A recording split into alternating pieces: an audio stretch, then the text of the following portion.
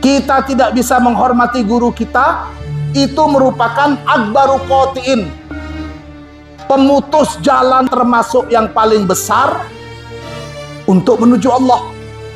Hakikat seorang syekh itu adalah dia yang bisa membuat murid-muridnya mencintai Allah. Kemudian karena kecintaan si murid-murid ini kepada Allah dengan kecintaan yang khusus, maka Allah pun membalas kecintaan si murid itu dengan kecintaan yang khusus juga, alias menjadi kekasih Allah, alias menjadi waliullah. Jangan mentang-mentang karena kita sudah di Thariqah Tijaniyah, kemudian kita memberikan pemahaman jangan menduakan guru, lantas kita meninggalkan guru-guru kita yang pernah mengajarin kita waktu dulu di pondok, waktu dulu di sekolah. Itu nggak benar. Tetap harus kita hormatin.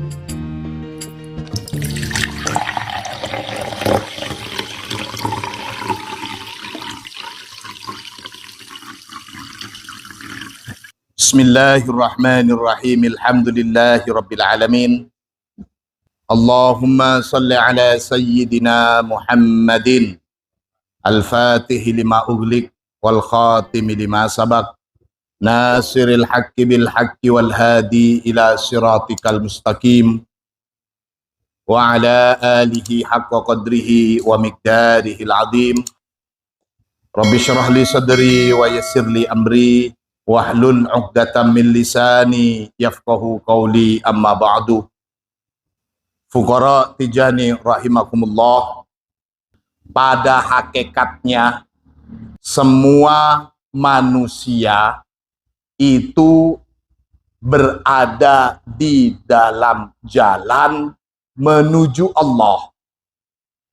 Kita adalah as-salikun, orang-orang yang jalan menuju Allah. Dalam perjalanan tentu ada batas perjalanannya, alias sampai ke tujuan. Setiap perjalanan pasti ada tujuan. Tentu tujuan kita sebagai as-salikin adalah bisa wusul dengan perjalanan yang lurus, benar, dan tidak tersesat. Dan ini menjadi doa kita setiap saat, yakni setiap kali kita membaca surat Al-Fatihah. Kita berdoa, ihdinas siratal mustaqim. Doa kita selalu agar Allah memberikan kita hidayah, agar Allah memberikan kita petunjuk untuk bisa sampai dan selalu berada di jalan yang benar, tidak melenceng, tidak tersesat, hingga kita bisa sampai ke tujuan, yakni wusul. Tanpa ada qati'. Qati' itu maksudnya adalah yang memutus jalan kita untuk bisa sampai. Qati'un anillah, terputus dari jalan menuju Allah. Kaitannya dengan usaha kita agar bisa wusul kepada Allah, agar tidak ada qati' yang memutus jalan kita, maka Sidi Syekh Ali Harazim di dalam kitab beliau memberikan catatan-catatan sebagai peringatan kita atas nama murid Syekh Ahmad agar tidak menjumpai, apalagi termasuk orang yang bertemu dengan qati' ini, rintangan jalan ini, halangannya ini untuk usul. Qala al-musannif, Wa amma sukutu hurmatihi fahiya akbaru qati'in anillah. Ini tentunya sambungan dari bagaimana hubungan atau sikap antara murid dengan gurunya, antara kita dengan guru kita. Di sini dikatakan wa amma sukutu hurmatihi, dan adapun hilangnya rasa cinta seorang murid, hilangnya rasa hormat seorang murid kepada gurunya, itu dikatakan akbaru qati'in anillah. Terputusnya penghormatan kita, kita tidak bisa menghormati. Tentu yang dimaksud menghormati di sini bukan sikap dari dohir saja, tapi yang lebih utama adalah ketika hilangnya hormat di hati kita pada guru. Pengarang kitab ini mengatakan akbaru qati'in anillah. Kita tidak bisa menghormati guru kita, itu merupakan akbaru qati'in, pemutus jalan termasuk yang paling besar untuk menuju Allah. Dalam masalah ini kita bisa memahami kalimat-kalimat yang viral, kalimat-kalimat yang masyhur sering kita dengar. Kalau tidak karena guru saya, niscaya saya tidak mengenal Tuhan saya. Karena hakikat seorang guru, hakikat seorang syekh itu adalah dia yang bisa membuat murid-muridnya mencintai Allah. Kemudian karena kecintaan si murid-murid ini kepada Allah dengan kecintaan yang khusus, maka Allah pun membalas kecintaan si murid itu dengan kecintaan yang khusus juga, alias menjadi kekasih Allah, alias menjadi waliullah.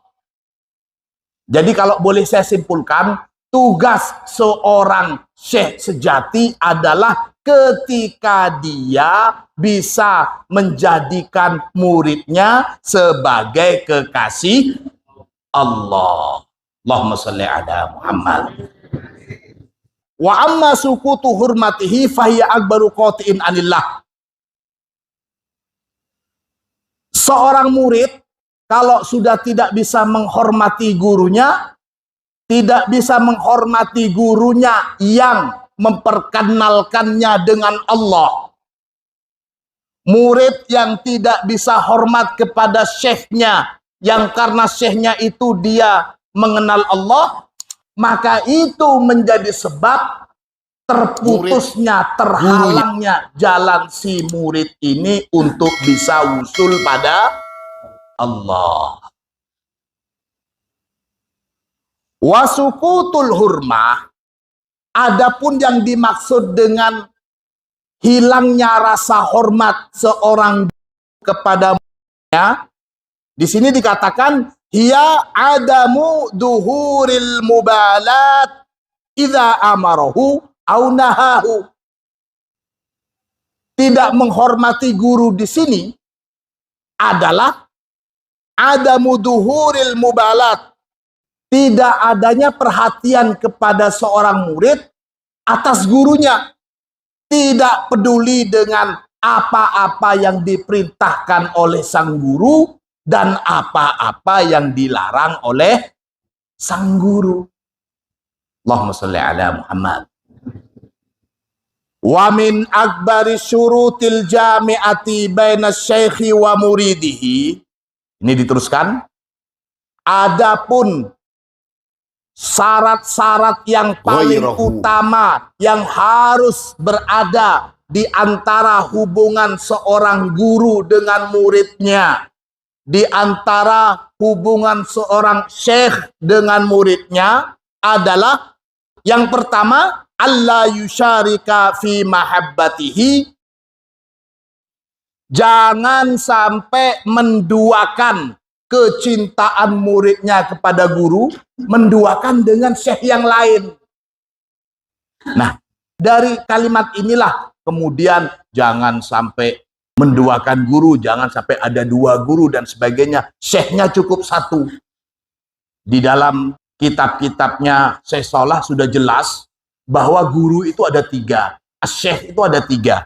Ada Syekhut Ta'lim, ada Syekhut Tarbiyah, ada Syekhut Tarkiyah. Ada guru pengajaran yang ngajarin kita alif ba ta, ngajarin kita ngaji, ngajarin kita mengenal dunia, ngajarin kita di sekolah dan seterusnya. Itu namanya Syekhut Ta'lim. Kemudian ada juga Syekhut Tarbiyah. Ada guru yang mengajarkan kita bagaimana bersikap, berpendidikan dengan baik, sikapnya yang jejak. Itu tarbiyah. Kemudian ada yang ketiga, Syekhut Tarkiyah. Nah, Syekhut Tarkiyah inilah yang menjadi bahasan dalam cakupan bahasan kita malam hari ini. Yakni Syekh yang al-wasil, yang memperkenalkan muridnya kepada Allah. Mungkin kita punya Syekhut Ta'lim, ada Syekhut Tarbiyah, ada Syekhut Tarkiyah. Untuk Syekhut Ta'lim, dan sudah menjadi tradisi salafus soleh, hampir semua ulama-ulama itu banyak guru-gurunya, banyak syekh-syekhnya. Tentu tidak dimaksud dalam kajian ini. Jangan sampai kita menganggap guru-guru kita yang sudah ngajarin kita, karena kita sudah masuk thariqah, gak perlu lagi dihormatin. Salah. Di sini yang dimaksud adalah jangan sampai menduakan guru kita dalam hal at-tarkiyah, guru yang mengenalkan kita kepada Allah. Kalau untuk guru ta'lim, untuk guru tarbiyah, Syekhut Ta'lim dan Syekhut Tarbiyah, tentu tetap kita harus hormatin. Dan karena guru kita banyak, kita juga wajib menghormatin mereka. Jangan mentang-mentang karena kita sudah di thariqah Tijaniyah, kemudian kita memberikan pemahaman, jangan menduakan guru, lantas kita meninggalkan guru-guru kita yang pernah mengajarin kita waktu dulu di pondok, waktu dulu di sekolah. Wah, itu bukan Tijani, nggak boleh didatengin, nggak. Itu nggak benar. Tetap harus kita hormatin. Tetap harus kita hormatin. Kita tahu hampir semua ulama-ulama terkemuka di dalam Islam itu gurunya banyak. Dan mereka memberikan penghormatan. Di sini cakupannya sekali lagi adalah untuk Syekhut Tarkiyah. Itu yang pertama. Allah yusyarika fi mahabbatihi ghairuhu. Jangan sampai menduakan cinta kita. Cinta ini bahasa hati sudah. Itu bahasa hati. Dan itu sebabnya di dalam thariqah Tijani tidak boleh ada syekh yang lain. Sebenarnya kalau kita mau bicara jujur, secara hakikat hampir semua thariqah itu nggak membenarkan namanya menduakan gurunya. Tidak ada istilahnya menggabung thariqah-thariqah itu. Karena ini sudah kajian sufi sejak jauh sebelum adanya thariqah Tijani. Tapi thariqah Tijani alhamdulillah yang sampai sekarang bisa istiqomah menjalankan ajaran salafus soleh dalam hal kethariqahan, dalam hal adab seorang murid kepada Syekhut Tarkiyahnya. Ini untuk umat Rasulullah. Untuk umat-umat sebelum Rasulullah, para nabi-nabi mereka itu sudah tentu mencakup 3 syekh ini. Umatnya Nabi Musa, mereka mendapatkan semua ilmu. Nabi Musa adalah Syekhut Ta'lim mereka. Nabi Musa adalah Syekhut Tarbiyah mereka. Nabi Musa juga merupakan Syekhut Tarkiyah mereka. Jadi untuk umat-umat sebelumnya, nabinya ya otomatis. Karenanya ketika satu nabi sudah dipanggil oleh Allah, satu nabi mati, digantikan nabi yang lain. Terus seperti itu. Untuk umat Rasulullah, karena sudah tidak ada lagi nabi-nabi, nabi terakhir bagi kita adalah Nabi Muhammad, maka yang bisa menjalankan Syekhut Tarkiyah ini tentulah para syekhul wasil. Gak mungkin kalau ada orang yang mengatakan gak usah pakai madhab-madhaban, gak usah pakai syekh-syekhan, gak usah pakai guru-guruan, langsung saja kepada Al-Quran dan hadis. Itu adalah bualan atau omong kosong yang tidak berguna. Gak ada istilahnya langsung kembali ke Al-Quran dan hadis. Al-Quran ketika awal-awal ditulis di zaman Rasulullah itu nggak pakai titik untuk membedakan antara sin, shin, antara zal dengan dal. Itu adalah insting Arab. Mereka orang Arab asli itu nggak perlu titik, mereka paham maksudnya. Titik itu ditemukan di masanya Sayyidina Ali oleh ulama nahwu pada waktu itu yang terkenal, Abul Aswad Ad-Du'ali. Ketemu titik. Kenapa? Karena pada waktu itu sudah banyak non-Arab di Arab. Sudah banyak ajami-ajami. Untuk memudahkan bisa ngaji, bisa membaca Al-Quran, tentu dipikirin, oh saya nggak bisa membedakan antara sin dengan shin. Kalau orang Arab asli pada waktu itu sudah bisa. Oh ini maksudnya apa? Antara sin dengan shin. Dan itu bisa kita lihat contohnya bagaimana surat-surat yang ditulis oleh Rasulullah kepada raja-raja pada waktu itu. Kepada Raja Romawi. Yaitu Heraklius. Itu ada. Kemudian kalau jenengan juga bisa lihat fotonya Syekh Idris itu di depannya ada kertas. Nah itu nggak ada titiknya itu. Ya dari begitu dulu itu. Bagaimana mau kembali kepada Al-Quran dan hadis dari zaman Rasulullah? Orang titik-titik itu saja kalau kita bahasakan dulu nggak ada di zaman Rasulullah, titik ini juga kan bid'ah. Gini betul. Rasulullah nggak pernah baca Al-Quran yang ada titiknya. Rasulullah nggak pernah tahu tulisan Arab yang ada titiknya. Setelah abad kedua baru ditemukan harokat. Oh ini fathah, ini kasroh. Itu di masanya Imam Sibawayh. Gurunya Imam Sibawayh itu menemukan istilah amil dan makmul dan seterusnya.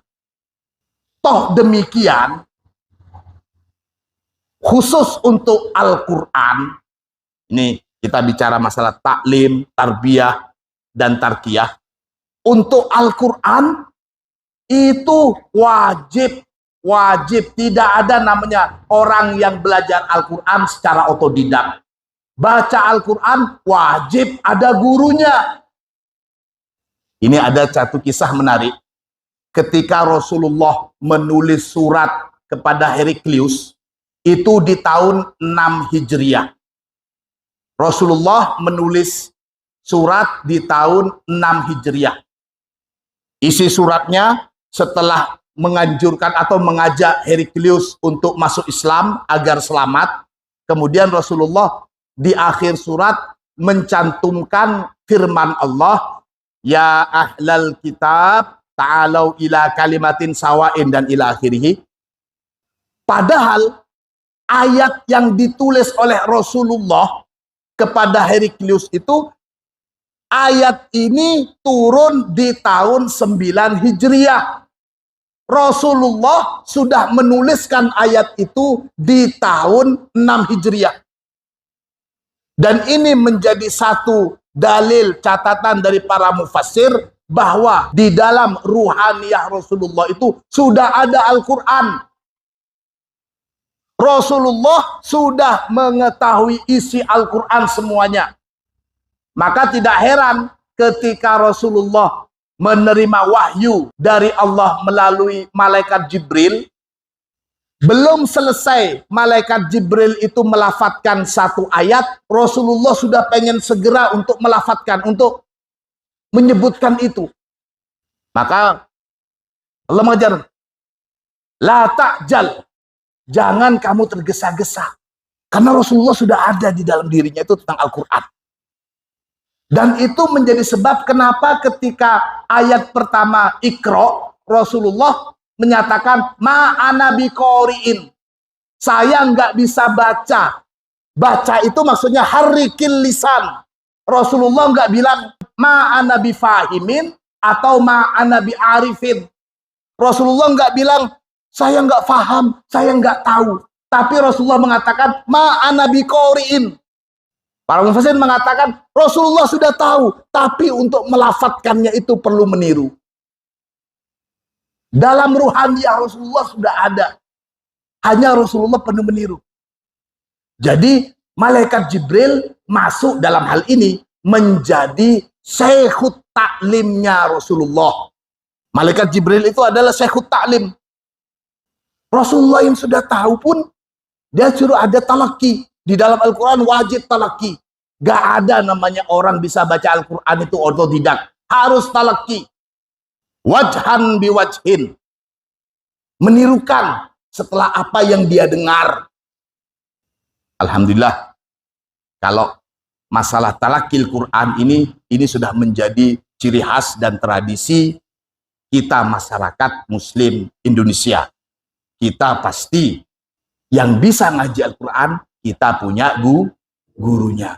Maka cara ngaji kita ini adalah beginilah cara ngaji tuntunan malaikat Jibril kepada Rasulullah. Beginilah cara bacanya Rasulullah. Jadi malaikat Jibril termasuk syekhut taklim untuk Rasulullah. Hanya saja malaikat Jibril bukan syekhut tarkiyah. Malaikat Jibril bukan syekhut tarkiyahnya Rasulullah. Dan malaikat Jibril mengakui di dalam kisah Isra Mi'raj ketika sudah akan naik ke Sidratil Muntaha, malaikat Jibril mengatakan, kamu terus saja ya Muhammad. Kalau saya naik terus ke Sidratul Muntaha, saya akan terbakar. Saya nggak mampu. Ini ada syekhut taklim dan ada syekhut tarbiyah dan juga syekhut tarkiyah. Apakah malaikat Jibril termasuk syekhut tarbiyah? Bisa jadi iya. Karena malaikat Jibril lah disuruh Allah untuk membersihkan hati Rasulullah dibersihkan. Namun untuk menuju Allah, malaikat Jibril angkat tangan. Jadi itu Allah yusyarika fi mahabbatihi ghairahu wala fi ta'dimihi, dan juga tidak boleh menduakan dalam penghormatan kita kepada guru kita, jangan menduakan dengan yang lain. Tentu di sini maksudnya jangan diduakan dengan guru-guru yang lain. Lalu selanjutnya wala fil istimdadi minhu. Ada madad, ada istimdad. Kalau istimdad itu tolabul madad, tidak boleh ada syekh yang lebih kita harapkan madadnya melebihi Syekh Ahmad. Ini wala fil inqita'i ilaihi biqalbihi. Inqita' ila itu maksudnya seorang murid tidak boleh ada guru lain yang ada di hatinya dia, yang lebih dia pikirin, yang lebih dia hormatin, yang lebih dia cintai, yang lebih dia agungkan, yang lebih segalanya untuk syekhut tarkiyah dibandingkan ke syekh-syekh yang lain. Allahumma shalli ala Muhammad. Wa yuta'ammal dzalika fi syariati nabiyhi sallallahu alaihi wasallam. Lantas mungkin kita bertanya, sebagai murid Syekh Ahmad kita mungkin tanya, Syekh Ahmad mengatakan setiap ajaran yang kalian dengar dari saya coba ditimbang dengan neraca syariat. Sekarang pertanyaannya, ajaran tidak boleh menduakan guru di dalam syekhut tarkiyah itu kira-kira sesuai dengan syariat Nabi apa enggak? Sesuai dengan syariat Islam apa enggak? Ya nopo? Sesuai nopo boten? Sesuai apa boten? Sesuai. Ajaran model jangan mendoakan guru itu juga kalau kita renungkan itu sama dengan bagaimana kita menghormati nabi-nabi dan menghormati Nabi Muhammad.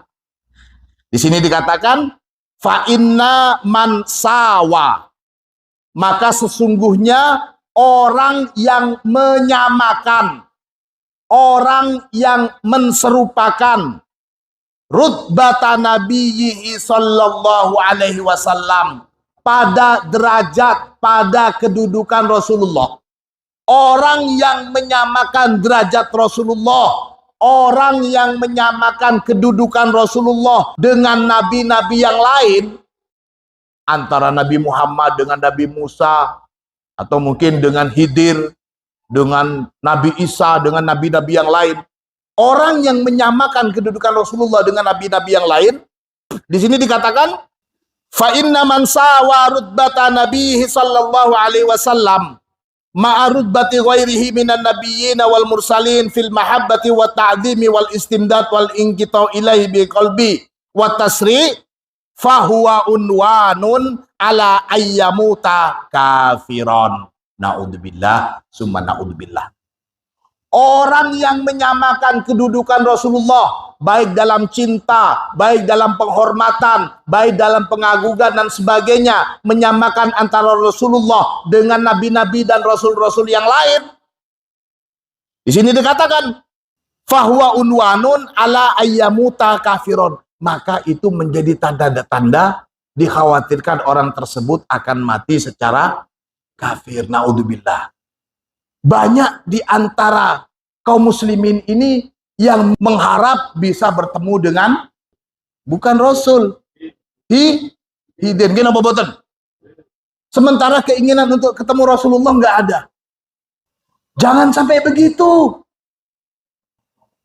Berharaplah, berdoalah, bercita-citalah bisa bertemu dengan Rasulullah meskipun dalam mimpi. Jangan sampai keinginan kita bisa bertemu dengan Rasulullah meskipun dalam mimpi dikalahkan dengan keinginan kita bisa bertemu dengan Khidir. Khidir itu bukan nabi, tapi seorang waliullah.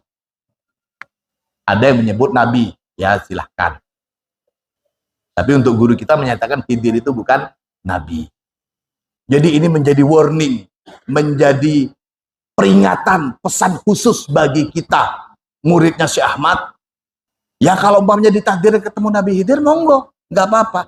Tapi tetap di hati ini tidak ada hati untuk nabi-nabi dan rasul lain, karena hati ini sudah dipenuhi dengan cinta dan keinginan bisa bertemu dengan Rasulullah. Mudah-mudahan segera panjenengan bisa ketemu dengan Rasulullah.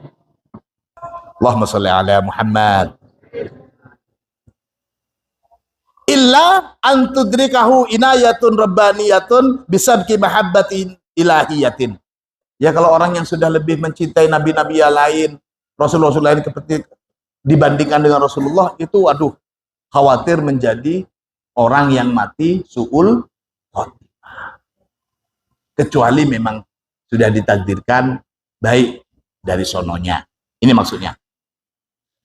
Wa min akbaril qawati anillah, dan termasuk penghalang atau pemutus jalan kita menuju Allah adalah ayyan sibaba indahu minal fathi wal asrar li ghairi syaihihi. Termasuk yang menjadi penyebab terputusnya usul kita kepada Allah itu adalah menisbatkan apa-apa yang kita miliki, kebutuhan diri kita, kebutuhan secara umum. Kita menjadi semakin pintar, kita menjadi semakin alim, kita menjadi semakin tawadu. Menisbatkan sifat kita, kebaikan kita, ilmu kita, kita nisbatkan dengan syekh yang lain. Padahal kita ini bisa jajak, bisa istiqomah, bisa nyaman, anteng ketika zikir, itu karena mahabbah kita kepada Syekh Ahmad. Lantas kita, waduh, ini karena ketemu sang ini, guru ini, kemudian kita menisbatkan apa yang saya dapat ini dari dari beliau, bukan dari Syekh Ahmad. Awas lu, hati-hati. Ini yang dimaksud ayyan sibaba indahu minal fathi wal asrar li ghairi sayhi. Li'anna tilkal anwaral ilahiyatal waridata anil alal abdi bil asraril wal ahwal wal ma'arif wal ulum wat tarakki fil maqamat. Kullu nurin minha yahinnu ila markazi. Karena kefutuhan kita, ketawaduan kita, kejejekan hati kita, mahabbah yang kita miliki, itu tidak lain merupakan, di sini dikatakan anwarun ilahiyah. Itu merupakan cahaya-cahaya ilahiyah yang kita dapat dari guru kita. Dan setiap cahaya itu, setiap nurun ilahi itu selalu merindukan dari mana dia berasal. Kalau si murid ini tidak mengakui apa yang dia dapat dari gurunya, dia menisbatkan dengan orang lain, maka dikatakan cahaya ini dia bisa menjadi marah dan ngambek, kemudian kembali lagi ke tempatnya, yakni kembali ke gurunya. Maka betapa banyak mereka yang sudah mendapatkan kefutuhan, kemudian karena su'ul adabnya kepada syekhnya, nurun ilahi pada dirinya itu, dia kembali ke asalnya dari syekhnya. Tentu itu dari Allah, tapi kita bisa wusul kepada Allah, amin Allahumma amin, itu berkat guru kita. Wa suratu dzalika fi nisabil hikmatil ilahiyah annallaha qada fi kitabihi binisbati kulli waladin ila abi. Kaitannya dengan menisbatkan sesuatu kepada yang lain, di Al-Quran ditegaskan, Allah berfirman, ud'uhum li'abaihim huwa aqsatu indallah. Panggillah mereka, maksudnya mereka ini anak-anak angkat. Dulu di zaman Nabi banyak anak-anak angkat, bahkan Rasulullah juga mengambil anak angkat. Panggil mereka anak-anak angkat itu sesuai dengan nama bapak-bapak mereka yang asli. Umpamanya Hudin, nama ayahnya siapa? Marwi. Hudin bin Marwi. Karena Hudin sudah menjadi anak angkatnya Aba Rohmadi, kemudian Hudin bin Rohmadi. Jangan, tetap harus panggil Hudin bin Marwi. Ini huwa aqsatu indallah. Yang demikian itu lebih adil di sisi Allah. Secinta apapun orang kepada anak angkatnya, tetap dia itu anak angkat. Tetap dia anak angkat yang nisbatan orang tuanya itu tidak boleh diakui. Tetap orang tuanya ya orang tuanya. Malu menyandang nama orang tuanya, tetap tidak boleh. Di sini ud'uhum li'abaihim huwa aqsatu indallah. Itu lebih adil di sisi Allah Subhanahu wa taala. Faman nasaba nurun ila ghairihi, maka barang siapa yang menisbatkan satu cahaya, satu kefutuhan, ila ghairi mahallihi, menisbatkan kepada selain tempatnya dia berasal nur ini, minal hadratil ilahiyah faqad asa'al adab fi hadratil haqqi, maka sungguh dia sudah su'ul adab kepada Allah. Allah memberikan cahayanya kepada sang murid karena atau disebabkan oleh sang syekh. Kalau si murid menisbatkan apa yang dia dapat kepada orang lain, tidak kepada syekhnya, maka pada hakikatnya menurut Syekh Ahmad, dia itu sudah su'ul adab kepada Allah. Allahumma sholli ala Muhammad. Demikian pengajian kita pada malam hari ini. Mudah-mudahan ilmu yang sedikit ini bisa bermanfaat. Al-Fatihah.